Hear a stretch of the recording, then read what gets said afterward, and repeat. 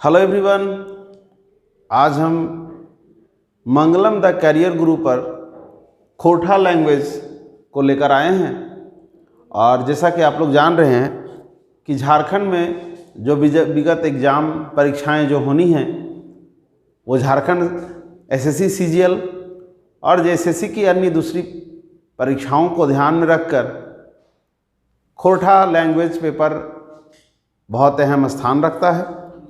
और इस पेपर की क्या अहमियत है ये आप सिलेबस के अकॉर्डिंग देख सकते हैं। विगत सिलेबस आप देखे होंगे, तो हम आगे चर्चा करेंगे अभी कि सिलेबस में क्या कुछ महत्वपूर्ण है। तो चलिए हम सिलेबस के साथ शुरू करते हैं और खोरठा भाषा के पाठ्यक्रम को समझने की भी कोशिश करते हैं कि इसमें क्या कुछ बदलाव हुए हैं, कौन कौन से खंड कहाँ पे पढ़ा जाना है, कौन कौन से खंड कैसे पढ़ा जाना है, और उसके अकॉर्डिंग हम चर्चा करेंगे। चर्चा करने से पूर्व विद्यार्थी पुनः एक बार मैं बता दूं, जो नए विद्यार्थी हैं, जो हमारे संस्थान के पुराने विद्यार्थी हैं, आपको पुनः सूचित किया जा रहा है कि न्यू बैच हमारा खोरठा लैंग्वेज पेपर का प्रारंभ हो चुका है। आप ऑनलाइन ऑफलाइन दोनों विजिट कर सकते हैं संस्थान में। यहाँ पर क्लासेस के साथ साथ आपको MCQ क्वेश्चंस, ठीक है, ऑनलाइन ऑफलाइन दोनों मोड में आपके अभ्यास के जो है टेस्ट सीरीज लगाए जाएंगे, उसका एक्सप्लेनेशन भी यहीं पर दिया जाएगा। तो उसके लिए आप निश्चिंत रहें और अपने जितने चाहने वाले हैं उन्हें भी सजेस्ट करें कि एक बार आके जरूर विजिट करें। हमारा संस्थान भरसक प्रयास कर रहा है कि आपके पाठ्यक्रम के अकॉर्डिंग हम सभी चीज़ों पर आपके खास करके उन प्रश्नों पर भी हम खरा उतरें जिन प्रश्नों में आपकी कठिनाई होती रही है। तो चलिए आइए हम पाठ्यक्रम देखते हैं और पाठ्यक्रम को समझने का प्रयास करते हैं, ठीक है। तो देखिए, पाठ्यक्रम जो है खोरठा भाषा को समझने से पहले इसका क्वेश्चन का पैटर्न क्या है और क्या कुछ कहता है उसको समझिए, ठीक है। तो जैसा कि हम देख पा रहे हैं कि जो प्रश्न पत्र 2 में लैंग्वेज पेपर की अनिवार्यता की गई है, और इसमें महत्वपूर्ण बात यह है कि इस लैंग्वेज पेपर में आपको किसी भी हाल में क्वालिफाई करना अनिवार्य है, भी मस्ट है। जैसे हिंदी और इंग्लिश कंपलसरी लैंग्वेज है, उसमें आपको क्वालिफाई मार्क्स लाना है, उसी तरह से इसमें भी क्वालिफाई मार्क्स लाना अनिवार्य है, तभी इसके बाद थर्ड पेपर आपका जो है चेक होगा। लेकिन महत्वपूर्ण बात यह है कि इसमें जितना अधिक स्कोरिंग करेंगे आपको मेरिट लिस्ट में उतना ही मार्क्स बढ़ेगा। देख लीजिए, यहाँ पर क्लियर लिखा हुआ है कि चिन्हित जनजातीय एवं क्षेत्रीय भाषा, कुल प्रश्न संख्या जो है 100 और अवधि आपको कितना दिया जा रहा है, 2 घंटा दिया जा रहा है। This is very very important है। अब इसमें जो आपके कौन कौन से लैंग्वेज पेपर कई विद्यार्थी अलग अलग रखे होंगे, चूंकि हम खोरठा भाषा करने वाले हैं तो हम खोरठा पर ही चर्चा करेंगे, ठीक है। खोरठा भाषा, यहाँ पर अन्य कई सारे लैंग्वेज हैं, अलग अलग विद्यार्थियों द्वारा रखा गया है, जो अपने अपने लैंग्वेज पेपर के हिसाब से उन पाठ्यक्रमों को अपना देखेंगे। चलिए, खोरठा भाषा हम देख रहे हैं तो हम सीधे लाइन पर आते हैं। कहता है कि भाषा की परीक्षा विकल्प के आधार पर, है ना, भाषा की परीक्षा जो है किसी भी एक भाषा की परीक्षा विकल्प के आधार पर अभ्यर्थी दे सकेंगे। यानी इसमें से आपको कोई एक ही लैंग्वेज पेपर चूज करना है, आप इसके सिवाय दूसरा चूज नहीं कर सकते। तो पहली बात ये। दूसरी बात यह है कि इस परीक्षा से संबंधित जो भाषा के 100 बहुवैकल्पिक प्रश्न पूछे जाएंगे ऑप्शन वाइज, ठीक है, वो आपके MCQ में अवेलेबल होंगे, और उनमें आपको कम से कम कहता है चिन्हित जनजातीय एवं क्षेत्रीय भाषा, जिसको आपने चयन किया है। जैसे हम आज पढ़ रहे हैं खोरठा लैंग्वेज पेपर, तो हमारा भाषा हुआ खोरठा, तो हमारे खोरठा भाषा में 30% अंक, दिस इज़ वेरी इंपॉर्टेंट, बहुत विद्यार्थियों को ये क्लियर नहीं पता है, तो क्लियर यहाँ लिखा हुआ है 30% अंक जो है प्राप्त करना अनिवार्य होगा, अन्यथा आप डिस्क्वालीफाई माने जाएंगे।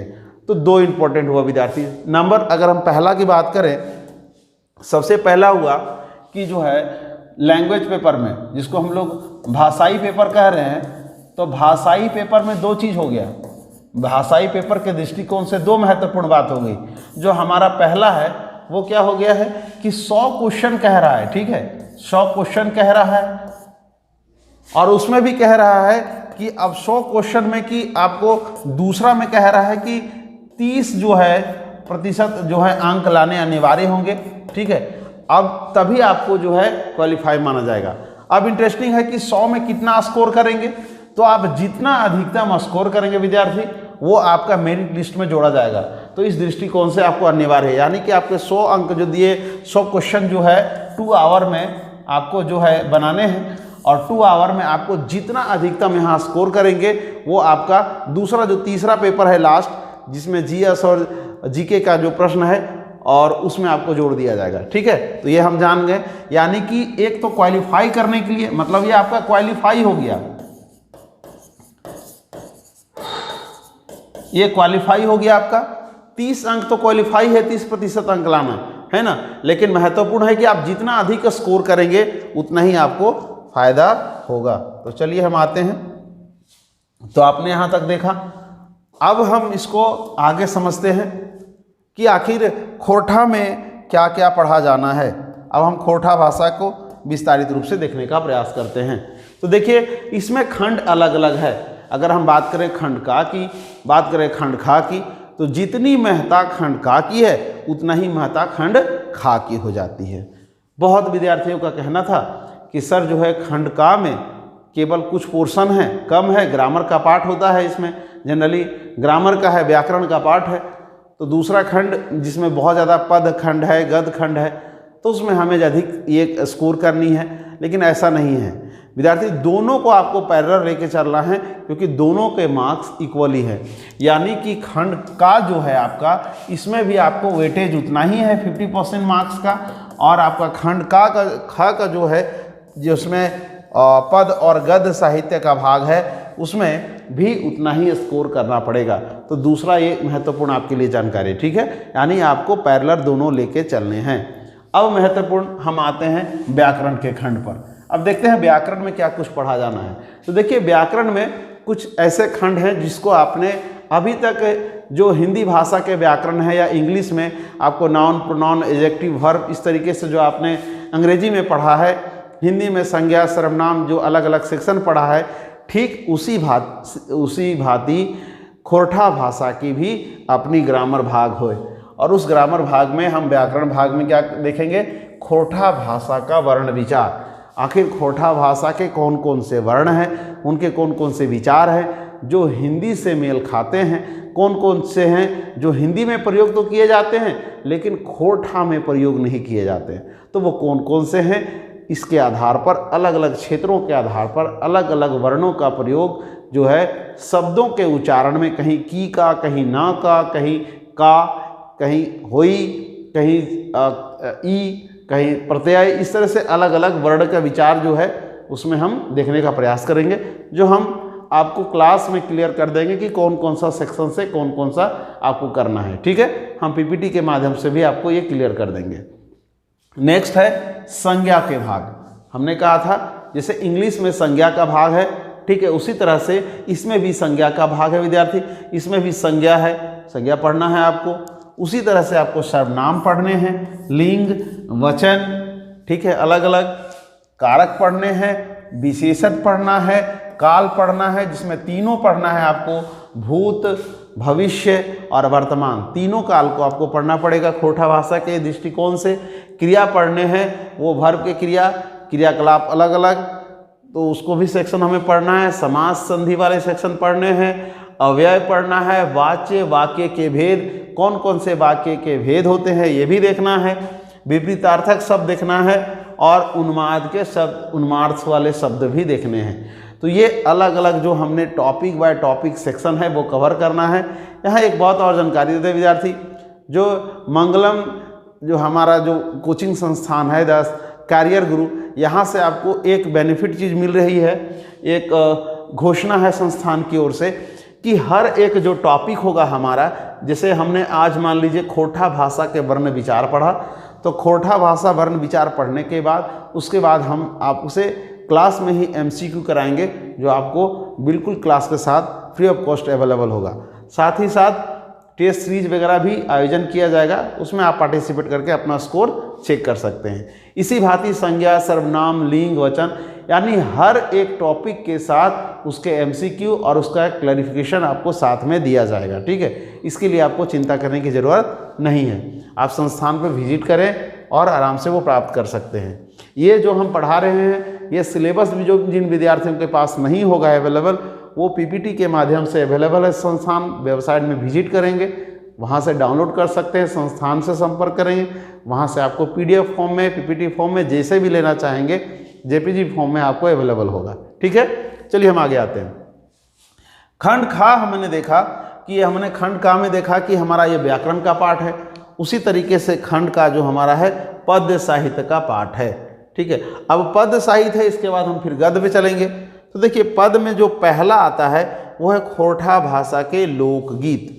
हमें लोकगीत पढ़ना पड़ेगा। खोरठा भाषा के कौन कौन से लोकगीत हैं, लोकगीतों की क्या महत्ता रही है, आखिर लोकगीत किसको कहते हैं, तो उसको ध्यान में रखते हुए यहाँ पर क्लियर किया गया है कि लोकगीतों की परिभाषा, यानी हम परिभाषा में समझेंगे कि आखिर लोकगीत है क्या, आखिर कौन सी युक्ति है जो लोकगीत के रूप में कन्वर्ट हुई। तो इसको समझने का प्रयास करेंगे और साथ साथ में इसको हम समझेंगे। तब लोकगीत क्या है, चलिए सामान्य भाषा में देखेंगे।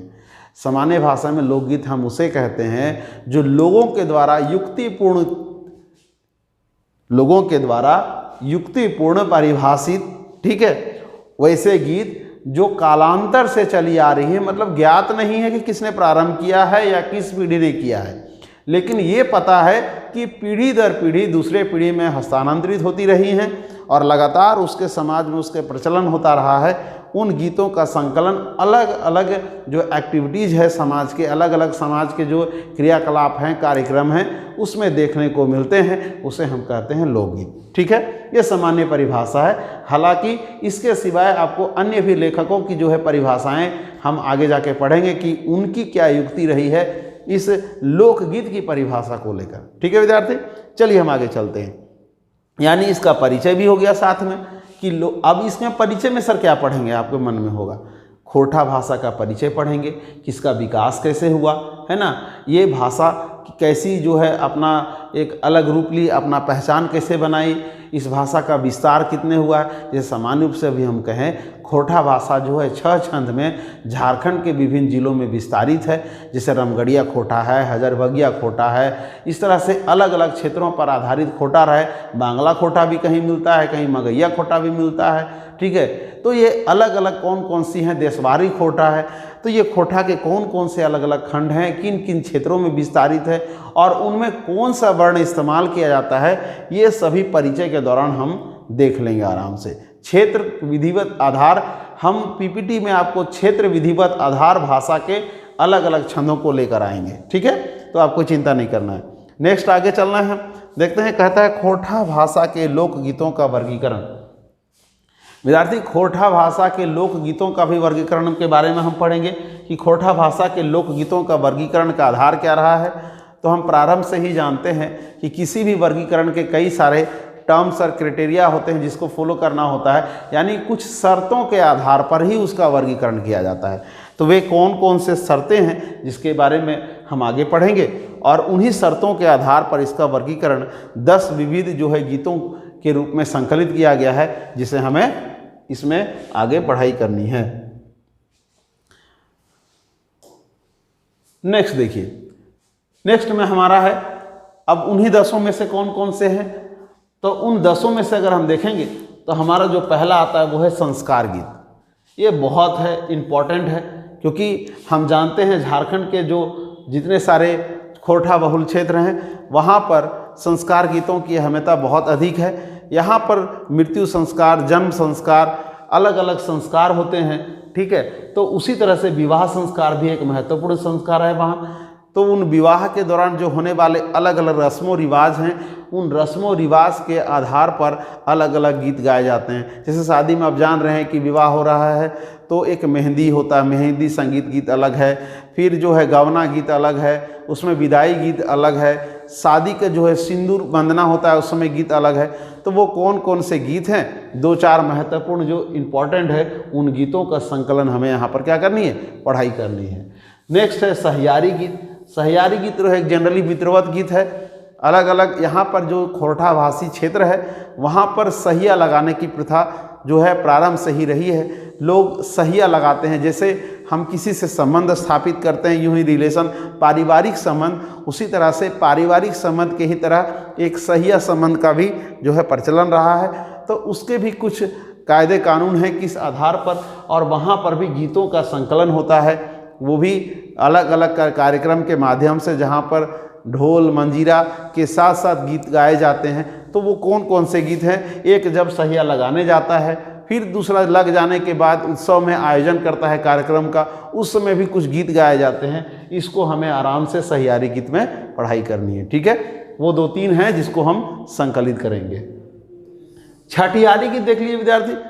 छठियारी गीत में भी वही क्या है, मैंने कहा ना कि जन्म संस्कार पर भी यहाँ पर जो है गीत है, उसी तरह से विवाह पर जैसे था, सहियारी पर था, उसी तरह से यहाँ पर जो है छठियारी पर भी है। अमूमन खोरठा भाषा के लगभग सभी क्षेत्रों में जन्म के छठे दिन के बाद अलग अलग रस्मों रिवाजों के साथ छठियारी जो है कार्यक्रम का आयोजन किया जाता है। वहाँ महिलाएं और पुरुष अलग अलग उन्माद रूप से अपने अपने विविधता के आधार पर गीत जो है गाते हैं। ये प्रथा प्रचलित है और उन्हीं गीतों को हम यहाँ पर पढ़ने का प्रयास करेंगे, ठीक है। आगे हम चलते हैं दूसरा। ये तो हमारा पहला कौन सा था, संस्कार गीत। दूसरा में हमारा है इसमें पर्व गीत।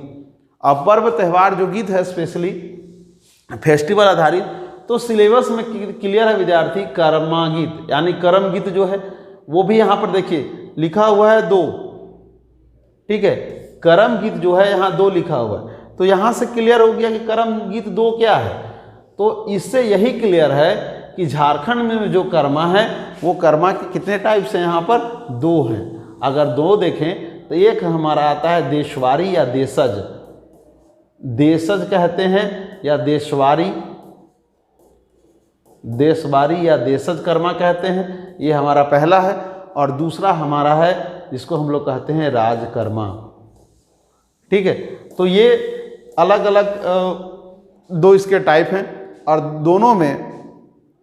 दोनों का संबंध तो भाई बहन के त्यौहार से है, लेकिन इसकी कुछ पौराणिक कथाएं हैं जो इनके क्षेत्र के आधार पर अलग अलग जो है विदित हैं और उन्हीं के आधार पर इनका नाम देशज या देशवारी रखा गया अलग अलग क्षेत्रों में, और कहीं पर राज रखा गया। तो इनकी क्या इम्पोर्टेंस है हम यहाँ पर देख लेंगे। गीतों के संकलन के दौरान एक स्टोरी के माध्यम से आपको समझाने का प्रयास करेंगे। बाय पीपीटी में अवेलेबल होगा तो उसके लिए आपको दिक्कत नहीं करनी है, ठीक है। चलिए आगे आते हैं। तीसरा जो हमारा है वो है श्रम गीत। अब श्रम गीत, चूँकि आप जान रहे हैं कि झारखंड एक ऐसा क्षेत्र है जहाँ पर प्रारंभ काल से ही कई प्रकार के क्रियाकलाप या श्रम का जो है प्रथा रही है। लोग स्पेशली यहाँ पर पशुपालन, दूसरा आखेट यानी शिकार, और तीसरा जो है कृषि। एक महत्वपूर्ण और है जो जनजाति बहुल क्षेत्र में खोरठा भाषी, चाहे सदानी हो या जनजाति वाले क्षेत्र के लोग हों या आदिम जनजाति वाले हों, उनका भी प्रचलन रहा है, जिसको हम लोग कहते हैं खाद्य संग्रहण। खाद्य संग्रहण, तो ये महत्वपूर्ण जो है क्रियाकलाप रहे हैं। अब ये सभी जो हैं ये श्रम में ही आते हैं। पशुपालन एक्टिविटीज़ कर रहे हैं तो आप चले जाएं कोडरमा से लेकर आप चतरा, कोडरमा, हजारीबाग, गिरिडीह, देवघर, धनबाद, रामगढ़, इन सभी क्षेत्रों में चले जाएं तो आप पहाड़ी ढलानों के क्षेत्रों में आपका पशुपालन क्रियाकलाप देखने को मिलेगा, वह भी एक श्रम का हिस्सा है। आखेट की बात करें तो इन्हीं पहाड़ी के तलहटी क्षेत्रों में जो निवासी क्षेत्र हैं वो फिशरीज यानी मत्स्य का जो है आखेट वाला कार्य क्रियाकलाप करते हैं। या फिर हम चले जाएं दूसरे पहाड़ी क्षेत्रों में जहाँ पर वन्य जो जितने सारे जीव जंतु हैं, चाहे वो पक्षी हैं, जानवरों हैं, उसका शिकार वो करते हैं। वही नदियों के किनारे चले जाएं या समतल प्राय भागों में तो वहाँ पर कृषि क्रियाकलाप की काफ़ी प्रधानता रही है प्राचीन काल से ही, ठीक है। और नेक्स्ट है खाद्य संग्रहण, जो घुमक्कड़ टाइप की बहुत सारी जनजातियाँ हैं। जैसे बात करें झारखंड में बहुत सारी जनजातियों में खोरठा भाषी क्षेत्र वाला में 2 महत्वपूर्ण जनजाति, जिसमें एक महाली कहते हैं और दूसरा बिरहोर। ये दोनों जनजाति यानी कि महाली मतलब कजरी, उसको कजरी जनजाति भी कहा जाता है। तो कजरी और बिरहोर ये जो है 2 जनजातियां हैं जो खाद्य संग्रहण के लिए आज भी जो है प्रचलित हैं और ये आदिम जनजाति के मूल हिस्से माने जाते हैं। तो ये हमारा महत्वपूर्ण हुआ, यानी यहाँ से क्लियर हो गया ये चीज़ कि ये सब क्या है, श्रम का ही एक हिस्सा है। अब ये जो क्रियाकलाप करते हैं उन दौरान ये प्रारंभ से ही कुछ गीतों का जो है प्रयोग करते थे अपने क्रियाकलाप के दौरान। उन्माद रूप से जब ये सामूहिक रूप से क्रियाकलाप करते हैं तो ये भक्ति भाव में होकर ताकि उनके जो है कम्युनिटी पावर अधिक बना रहे, उनका संघ बना रहे और संगठित रूप से अच्छे से काम कर सके। इसलिए उन्होंने गीतों का संकलन किया, गीतों की प्रारंभ किया उन्होंने। अब ये प्राचीन काल से चली आ रही है और पीढ़ी दर पीढ़ी ट्रांसफ़र हो रही है, एक दूसरे से दूसरे पीढ़ी तीसरे, और वर्तमान में ये प्रचलित रही है। तो इन्हीं गीतों का संकलन कई लेखकों के द्वारा किया गया है, उसे हम यहाँ का पढ़ने का प्रयास करेंगे। उम्मीद है कि सभी विद्यार्थी समझ पा रहे होंगे। दिक्कत होगा तो कमेंट जरूर करेंगे विद्यार्थी, ताकि आपका जो राय है वो हमारे लिए सर्वोपरि है, ताकि आपके पास हम और अधिक तरीके से और बेहतर तरीके से आपको जो है सेवा दे पाएँ। आगे चलते हैं, है बाल गीत। बाल गीत में देखेंगे खोरठावासी क्षेत्र के सभी क्षेत्र, यूँ अमूमन कहें तो पूरे भारत ही कहेंगे, लेकिन चूंकि हम खोरठा भाषा का क्षेत्र देख रहे हैं तो खोरठा भाषा क्षेत्र में सभी क्षेत्रों में बच्चों बालपन के अवस्था के दौरान भी कई सारे गीत गाए जाते हैं, चाहे चंदा मामा की कहानियाँ वाले गीत हों या दादा की कहानियाँ वाले गीत हों, दादी नानी की कहानियाँ वाले गीत हों, या उसे जो है ननिहाल जाने के गीत हों। बहुत सारे गीत हैं जिसका संकलन जो है यहाँ पर आपको पढ़ाई करनी है, वो भी 3-4 है, वो सेलेक्टेड है, वो जो आपको क्लियर हो जाएगा। वो गीत पढ़ने के बाद इसमें से आप डायरेक्ट जुड़ पाएंगे गीतों के बाद कि नहीं आप में से कितने लोग होंगे जो ग्रामीण पृष्ठभूमि से है, उन्हें क्लियर पता होगा कि ये सब गीत वो बचपन में गाया करते थे। ठीक है, खेलने के दौरान, चाहे गुल्ली डंडा के खेल हो, टायर चलाने की खेल हो, या बहुत सारे बचपन में आप पिट्ठों का खेल खेल रहे होंगे, आंटी जिसको हम लोग गोली का खेल कहते हैं वो खेल खेल रहे होंगे, उसमें बच्चों द्वारा कुछ विशेष प्रकार के गीत गाए जाते थे, उन गीतों का संकलन भी हम यहाँ पढ़ लेंगे, या फिर दादा नानी के पास जो गाए जाने वाले गीत हैं। नेक्स्ट देखिए, 5वां में है ऋतु गीत। झारखंड में जान रहे हैं कि जिन जिन ऋतुओं का यहाँ पर प्रचलन रहा है, तो यहाँ पर जो अमूमन 3 ही नहीं बल्कि 4 यहाँ पर ऋतु की प्रधानता पाई जा रही है, तो 4 अलग अलग ऋतु है, उससे आधारित भी गीत यहाँ पर प्रचलित हुए हैं। जैसे हम बात करें कि अगर मान लीजिए वर्षा की देरी हो रही है, बारिश नहीं आ रही है, तो स्थानीय खोरठाभाषी क्षेत्र वाले क्षेत्रों में कीर्तन भजन का आयोजन किया जाता है। अब सोचिएगा ये कीर्तन भजन क्या है, तो एक्चुअली भगवान का नाम जिसमें हरे राम हरे कृष्णा नाम से जाप होती है, और 24 घंटे से 48 घंटे तक होती है, नॉन स्टॉप होती है, तो इस प्रकार के एक गीत का प्रचलन हो गया। उसी तरह से अगर मौसम बारिश में आ गई तो बदरा को धन्यवाद देने के लिए, यानी कि बारिश को धन्यवाद देने के लिए, इंद्र भगवान को धन्यवाद देने के लिए भी जो है गीत गाए जाते हैं। ठीक, फसल अच्छा हो गया तो फसल होने अच्छा हो गया, ठंडे ऋतु आ गए तो रबी के टाइम में भी उसी तरह से गीत गाया जा रहा है, खरीफ के टाइम में भी गीत गाया जा रहा है। तो यानी कि अलग अलग ऋतु में, उसी तरह से अगर फगुआ के समय देखेंगे तब फगुआ के गीत गाए जाते हैं, तो ये गीत गाए जा रहे हैं। अब हमारा है एक सामान्य गीत।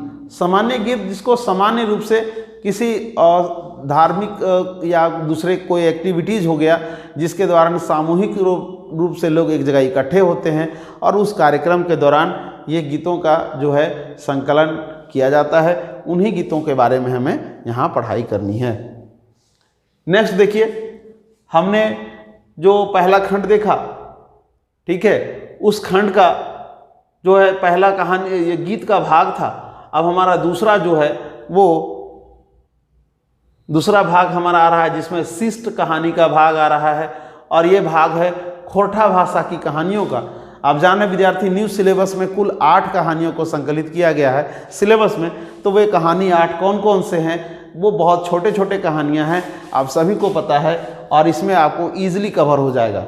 देख लीजिए कहानी का भाग, छैहर का जो टॉपिक है उसमें छैहर बुक में एक छैहर कहानी है, वो आपको पढ़ाई करने है। उसी में से दूसरा कहानी कौन सा है? बोने कलोर, वो आपको पढ़ाई कर लेना है। हम जियब कैसे, उसी का भाग है। यानी कि ये सिलेबस काफ़ी मज़ेदार है, आप आराम से अगर पढ़ेंगे, शॉर्ट क्वेश्चन भी बनाएंगे, तो मुझे नहीं लगता है कि किसी भी बच्चे में इतनी काबिलियत ना होगी कि वो 90+ स्कोर ना करे।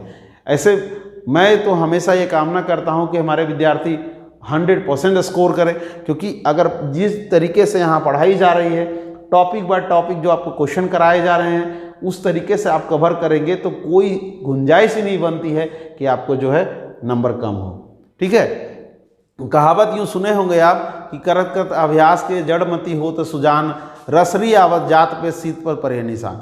अरे तो अभ्यास बार बार होने से कुछ भी हो सकता है। जैसे रस्सी की कहानी मैंने अभी कहा है कि जो पत्थर पर भी लकीर बना दे रहा है, तो आप अगर रेगुलर स्टडी करेंगे, रेगुलर प्रश्न इसको बनाएंगे, MCQ बनाएंगे, उसको समझेंगे, तो ऐसा हो ही नहीं सकता कि आप इसमें कामयाब ना हो। चलिए हम आते हैं चौथा टॉपिक पर। जो इसमें जो टॉपिक हमारा है उसमें चौथा जो कहानी है वो है नावा जमींदार। ठीक है, और नावा जमींदार के बारे में बहुत अच्छी इंटरेस्टिंग कहानी है, और ये कहानी वास्तविक कहानी है, झारखंड के आंदोलन की समय है। ठीक है, जब ब्रिटिशर्स लोग यहाँ पर झारखंड में आए तो उस दौरान, और ब्रिटिशर्स नहीं आए थे उससे पूर्व की कहानी, जब यहाँ के नए नए जमींदार राजवाड़ा, जब राजा राजवाड़ा का टाइम आया उस समय नए जमींदार किस प्रकार से लोगों का शोषण किए, कि कैसे कैसे कौन कौन उन्माद उसमें घटनाएं हुई, और किन किन समस्याओं का सामना किसानों को करना पड़ेगा, किन किन समस्याओं का सामना यहाँ के व्यापारियों को करना पड़ेगा, स्थानीय दूसरे एक्टिविटीज़ में शामिल या दूसरे क्रियाकलापों में शामिल लोगों को करना पड़ेगा। यही चीज़ें या नावा जमींदार के दौरान पढ़ना है, उसमें समझने का प्रयास करना है कि नावा जमींदार क्या करता है और उसका क्या इम्पैक्ट है। तो बड़ा अच्छे आप समझ पाएंगे, स्टोरी में बहुत ईजी है। नेक्स्ट उबार है, ये अलग कहानी का भाग है, 4 कहानी भाग तो एक ही साथ था। नेक्स्ट उबार है। नेक्स्ट है जिनगिक डोआरी। ठीक है, जिनगिक डोआनी के बारे में भी सेम इसी तरह से है, छोटे कहानी है। ओद दीदा और हुब, ये 8 कहानियाँ विद्यार्थी आपको, जो इस शिष्ट कहानी का भाग माना जाता है, ये आपको कवर करना है, ये आपका सिलेबस का भाग है। ठीक है, चलिए समझ पा रहे होंगे विद्यार्थी, लाइक सब्सक्राइब भी करें, अपने दोस्तों को शेयर करें, ताकि हम आपके जो है सेवा को और अच्छी तरीके से, बेहतर तरीके से आपके पास पहुंचा पाएँ। और चलिए हम आगे बढ़ते हैं। जो इसका तीसरा है वो तो हम 2 भाग देखें, अब हम इसका जो तीसरा भाग देखने वाले हैं वो तीसरा भाग में आता है नाटक। ठीक है, इससे पहले हमने क्या देखा विद्यार्थी, हम गीत देखे हैं, गीत के बाद हम कहानी देखें, गीत में भी कौन सा, लोकगीत, और दूसरा उसका हमने देखा कहानी, वो भी शिष्ट, और तीसरा है नाटक। अब नाटक में स्पेशली है चाबी काठी। अब चाबी काठी के आप जान रहे हैं श्रीनिवास पानुरी जो हैं, है ना, ये इसके महत्वपूर्ण जो है लेखक रहे हैं, काफ़ी चर्चित लेखक हैं, और इसके बारे में लगातार आप सुनते आ रहे हैं। इसी जो है नाटक को हमें अच्छे से पढ़ाई करनी है। नाटक से कौन से पात्र हैं, कौन, यहाँ से क्वेश्चन आता है कि कौन नाटक में कौन सा पात्र रहा है। दूसरा आता है कि इसके लेखक कौन है, लेखक का संबंध कहाँ से रहा है, कहानी का सारांश क्या कहता है। इन सभी कुछ जो है टर्म्स हैं उसको हम समझेंगे एक स्टोरी के माध्यम से क्लास में, और वहाँ पर आपको पॉइंट आउट भी हम कराते चलेंगे कि ये क्वेश्चन का भाग बनता है। और लास्ट में हम जब MCQ करेंगे विद्यार्थी, तो MCQ में भी ये क्लियर कर देंगे कि ये कैसे क्वेश्चन बनेगा। ठीक है, चलिए चौथा आते हैं साहित्य निबंध के खंड से। ठीक है, जैसे तीसरा नाटक है, हमने कहा पहला क्या था, लोकगीत, दूसरा क्या था, दूसरा था शिष्ट कहानी का भाग, तीसरा है नाटक, और चौथा हमारा है साहित्यिक निबंध। साहित्यिक निबंध में टोटल संख्या कितनी है, 8। इन 8 को पढ़ना है। अब इसमें देखते हैं कि कौन कौन से 8 हैं। तो देखिए पहला में क्या है, इसमें भाई बहन के शुभ प्यार के प्रतीक जो है कौन है, परम करब जो है, परवा है, करम परवा भी कहते हैं इसको, पर्व को, तो ये कर्मा पर्व पर है। यही कर्म के बारे में हम चर्चा किए थे कि झारखंड के अलग अलग क्षेत्रों में 2 प्रकार के कर्म का आयोजन होता है, देशज या देशवारी, और दूसरा है राजकर्मा। तो उसको हम निबंध के तौर पर पूरे अच्छे से पढ़ेंगे कि राजकर्मा की शुरुआत कब हुई, या उसको सेशन तो हम नहीं बता पाएंगे क्योंकि वो संकलन कहीं नहीं प्राप्त होता है, लेकिन ये जरूर हम पढ़ेंगे कि इसकी शुरुआत कैसे हुई, किन लोगों के द्वारा की गई, इसके क्या इंपॉर्टेंस रहे हैं। उसी तरह से राजकर्मा के बारे में दोनों को हम बड़े विस्तारित तरीके से पढ़ेंगे, जहाँ पर उनके द्वारा गाए गए अलग अलग गीत, अलग अलग क्रियाकलाप या किए गए कार्यक्रम की भी चर्चा करेंगे। साथ ही उनके इम्पोर्टेंस की भी चर्चा करेंगे कि उनका क्या वर्तमान में इम्पोर्टेंस रहा है, और इस आधार पर हम सिलेबस कवर करेंगे। दूसरा है हमारा फूल कर परब सरहुल और तकर प्रासंगिकता।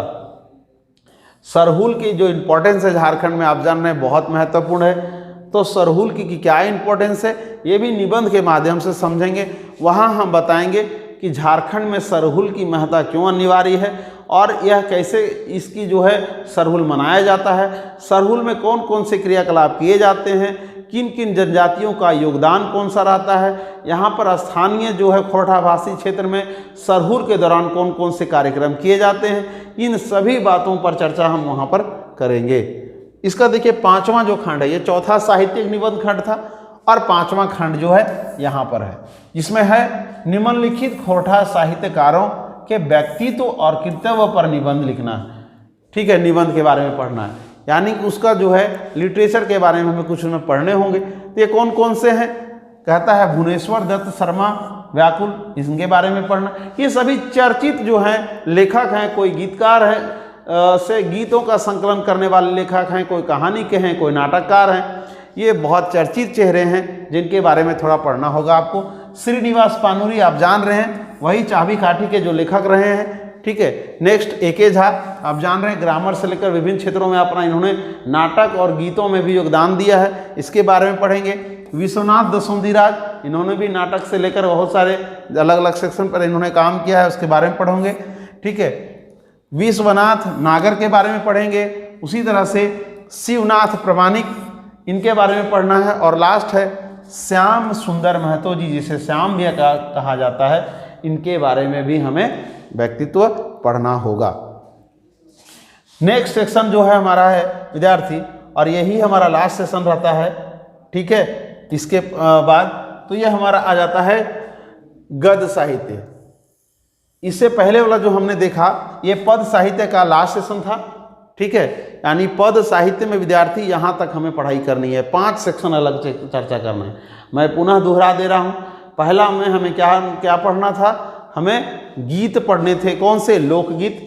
दूसरा में हमें क्या पढ़ना था, शिष्ट कहानी के भाग पढ़ने थे, जिसमें 8 कहानियाँ थी। तीसरा में हमें क्या पढ़ना है, नाटक पढ़ना है। गीत कितने थे, 10 थे। कहानी कितने हैं, 8 हैं।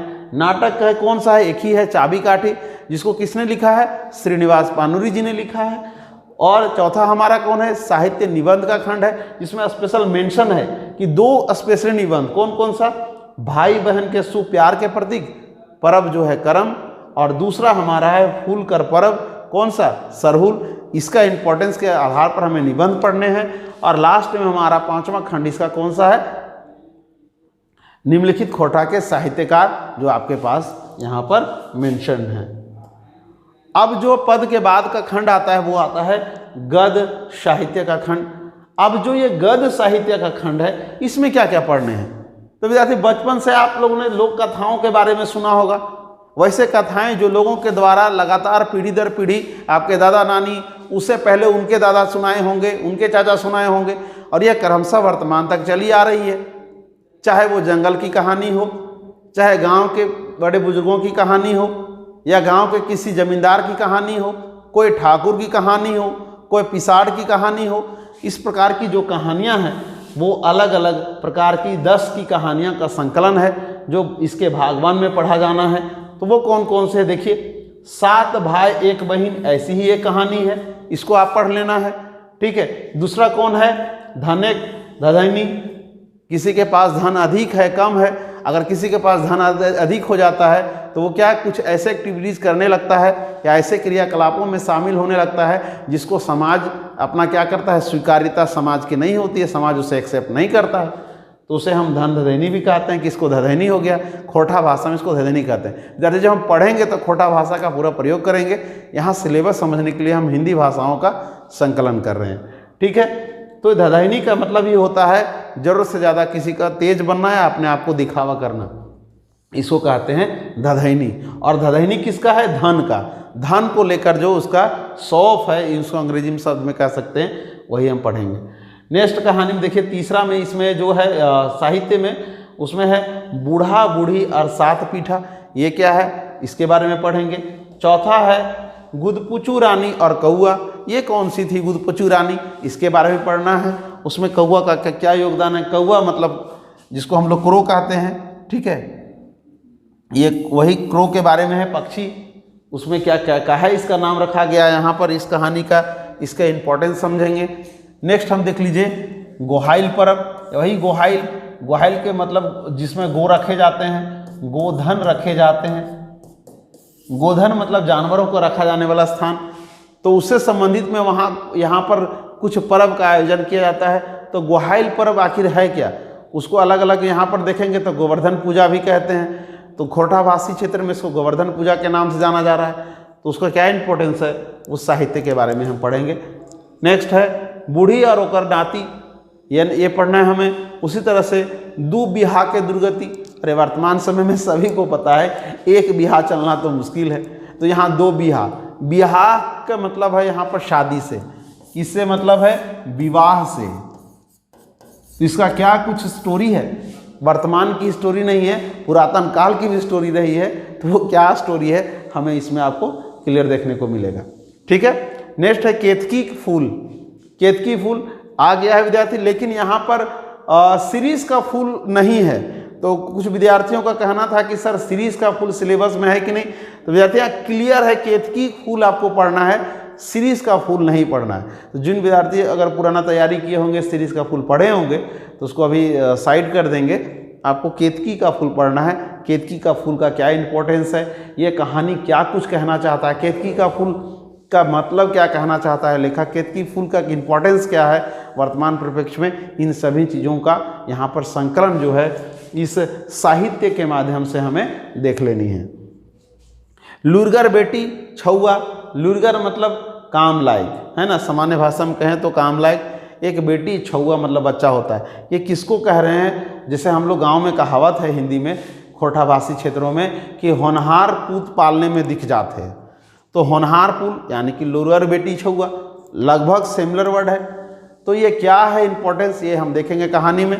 ठीक है, कि लुरगर बेटी छुआ किसको कहा गया है, किसको लुरगर, डेफिनेटली है कि लड़की काफ़ी कामयाब होगी, यानी कि पढ़ाई में भी मन लगाती होगी, घर के देखभाल करती होगी, सभी चीज़ें में अव्वल होगी, और सभी जो गांव समाज में जो उन्नत गुण माने जाते हैं उसमें व्याप्त होगा, डेफिनेटली लुरगर बेटी छुआ होगा या नहीं होगा, इस बारे में हम साहित्य में ही चर्चा करेंगे।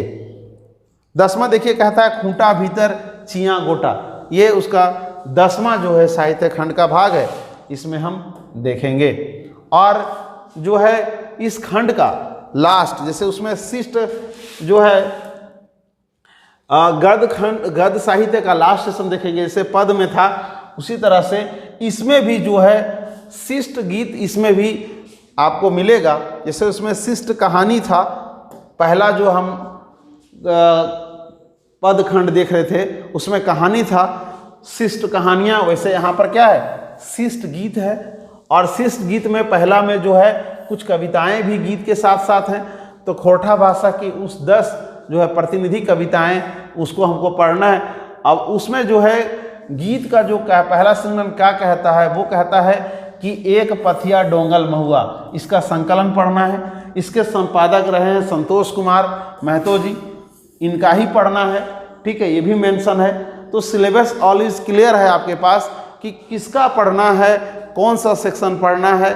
तो मुझे उम्मीद है कि कोई भी विद्यार्थी को यह दिक्कत नहीं होगा।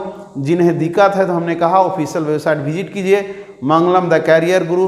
ठीक है, आप वहां पर जाकर ये बाकी जानकारी ले सकते हैं। ऑनलाइन ऑफलाइन दोनों बोर्ड में संस्थान आपके सेवा के लिए हाजिर है। ठीक है, आप इसको समझ पा रहे होंगे तो अपने विद्यार्थी, अपने साथ में दोस्तों को भी शेयर करें, साझा करें, ज़्यादा से ज़्यादा सब्सक्राइब करें, लाइक करें। बाकी जो भी समस्या हैं आपके लिए हम सेवा के लिए हाजिर हैं।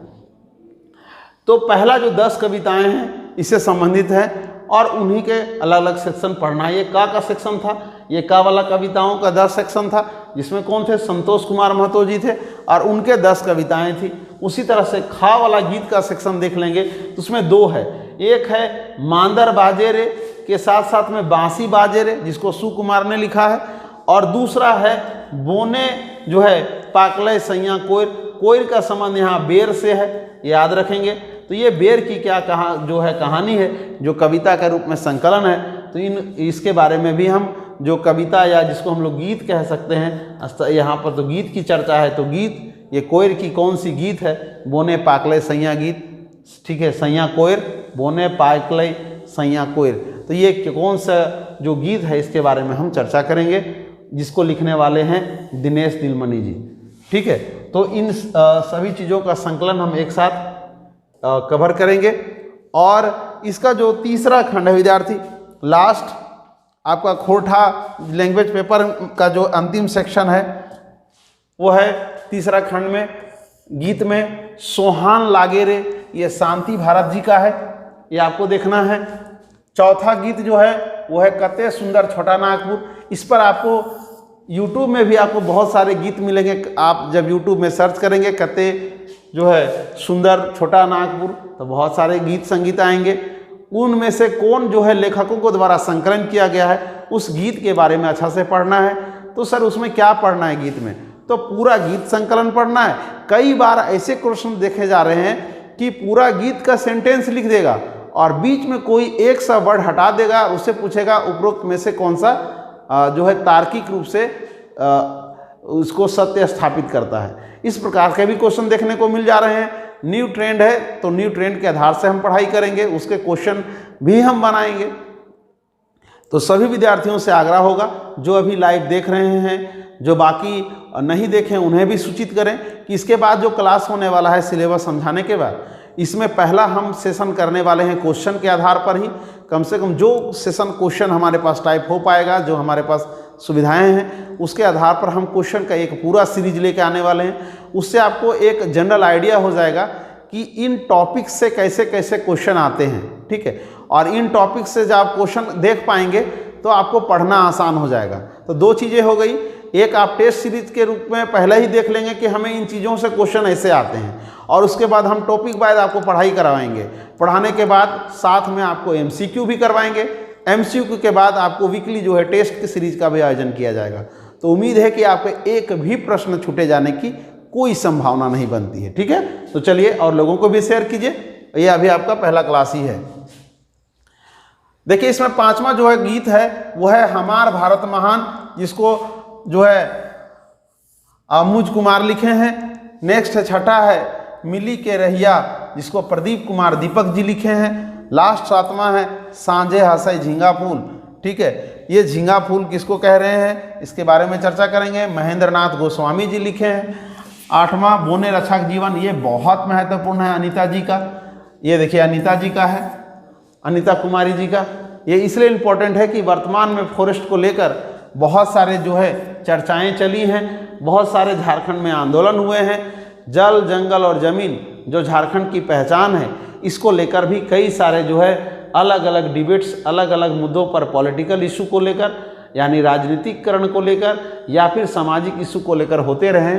और इस दृष्टिकोण से इस कवि जो गीत है बोने रक्षा जीवन रक्षा, ये इसकी महत्ता बढ़ जाती है। आपसे ये भी पूछा जा सकता है कि बोन रक्षा जीवन रक्षा जो है गीत संकलन किस लेखक का है, तो इस तरीके से भी आपको पूछा जा सकता है। तो ये बहुत इंपॉर्टेंट है विद्यार्थी।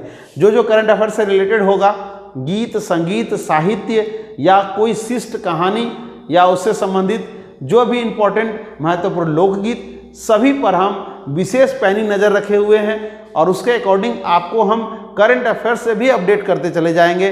करंट अफेयर्स कहने का मतलब खोरठा भाषा और उस लैंग्वेज से संबंधित करंट अफेयर्स, कोई अगर संकलन आई है, कोई पुरस्कार जीता है, वो भी हम साथ में बताते चलेंगे। तो ये आप निश्चिंत रहें कि कोई प्रकार से आपको दिक्कत होने वाली है, ठीक है। चलिए आगे चलते हैं। नौवां जो है सेवांतिक बाउंड्री मेला, सुभद्रा कुमारी।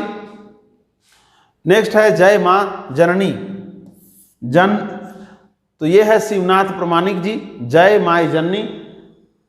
ये भी जो है वर्तमान के दृष्टिकोण से काफ़ी महत्वपूर्ण है, क्योंकि इसको शिवनाथ प्रमाणिक जी के लिखे हैं। प्रमाणिक जी की कविताएं हमेशा महत्वपूर्ण रही हैं। वो एक ऐसे गीतकार कवि जो लेखक रहे हैं जिन्होंने अपनी काफ़ी जो है रुचि दिखाई है खोरठा भाषा के और उसके विभिन्न क्षेत्रों के विकास के लिए। तो ये बहुत आपके लिए महत्वपूर्ण हो जाता है, ठीक है। तो उम्मीद है कि आप सिलेबस को समझ चुके होंगे।